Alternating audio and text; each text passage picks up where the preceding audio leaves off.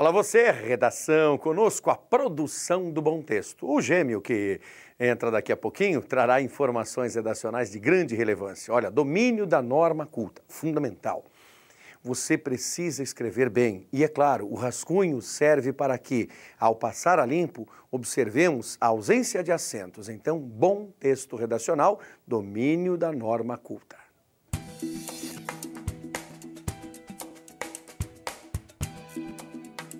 Penetra surdamente no reino das palavras. Lá estão os poemas que esperam ser escritos. Estão paralisados, mas não há desespero. Há calma e frescura na superfície intacta. Ei-los sós e mudos, em estado de dicionário. Convive com teus poemas antes de escrevê-los. Tem paciência se obscuros. Calma se te provocam. Não forces o poema a desprender-se do limbo.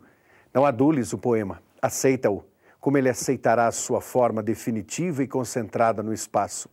Chega mais perto e contempla as palavras. Cada uma tem 1000 faces secretas sob a face neutra e te perguntam sem interesse pela resposta. Pobre ou terrível que lhe deres, trouxeste a chave? Sim, penetramos surdamente no reino das palavras.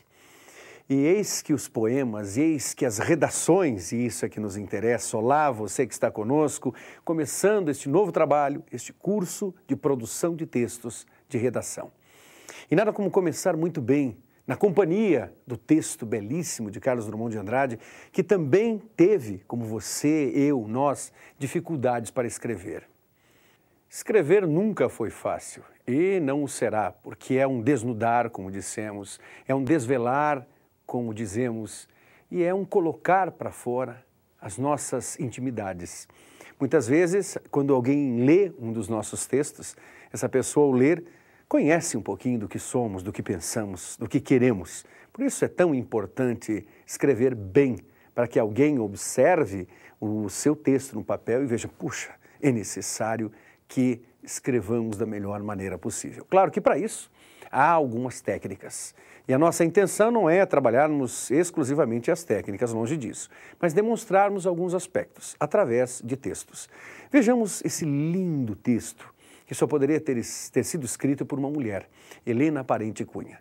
Observe a propriedade descritiva da trajetória de um casal, personificados por 2 pronomes pessoais do caso reto, ela e ele.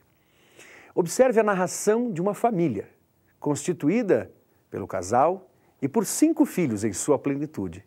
E depois, entre aspas, o desfazimento dessa família até o fim dos dias, quando ela não está mais e depois ele não está mais. Sobrou a saudade. Descrição, narração. É possível dissertar sobre o valor da família? Sem dúvida. Observe o texto. Ciclo, 1940.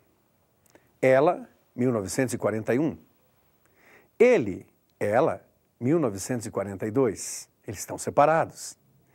Ele mais ela, 1943. Juntinhos. Eles, 1944.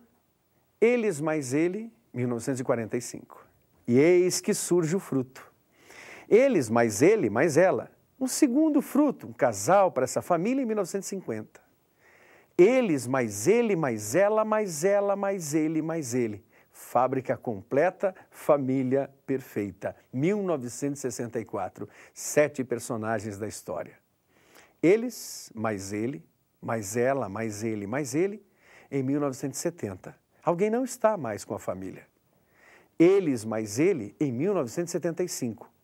Outros já não estão mais. Sobrou o caçula. Em 82, aquela história que havia começado em 44, traz novamente o casal reunido. Apenas eles. Em 1983, ele menos. Que simbologia maravilhosa de um pronome com uma simbologia, um símbolo numérico. Para os matemáticos, a subtração. Para os que gostam da área de exatas.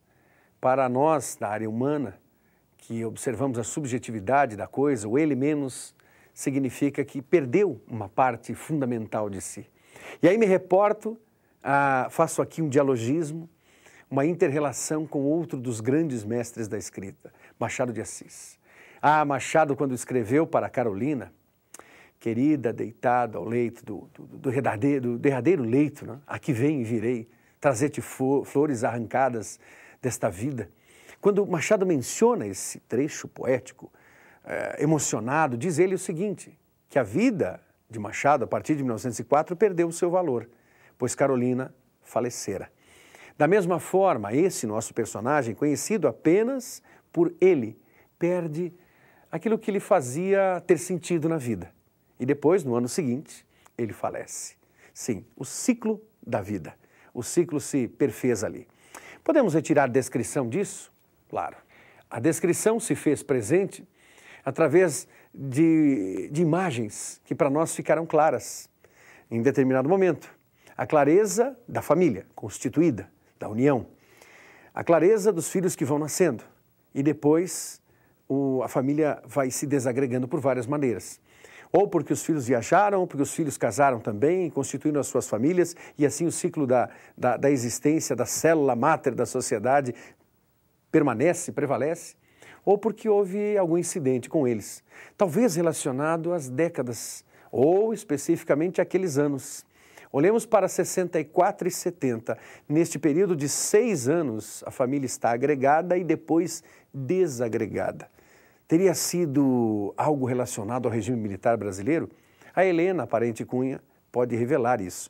Nós especulamos, observando uma descrição das coisas de forma objetiva e de forma subjetiva também. Então é importante pensarmos nisso. É uma narração? Sim, porque há elementos sequenciais nessa narração que nos revelam exatamente a ideia de um começo, um meio e um fim. Como se estivéssemos nos deparando com um enredo linear, que é cronológico, tipicamente narrativo. Sim, há personagens, os personagens estão ali. Podemos dizer que há um foco narrativo também. A narração é em terceira pessoa, observa-se a trajetória daquela gente. E é lógico, há todo o encaminhamento de espaço e de tempo. Então, a descrição e a narração existem neste poema de Helena Parente Cunha, denominado como ciclo. E a dissertação? Ela se faz presente? Sim. Em pleno século XXI, o aspecto globalizante da nossa vida, é necessário pensarmos que o século XXI nos revela a instituição da família ainda como centro das discussões e também como início de algumas dificuldades. Portanto, em nosso encontro redacional de hoje, especialmente, daqui a pouquinho, no segundo momento, olharemos para as minúcias da descrição, que é a foto com palavras. Na sequência, contar um caso, contar uma história, que é a narração. Continue conosco.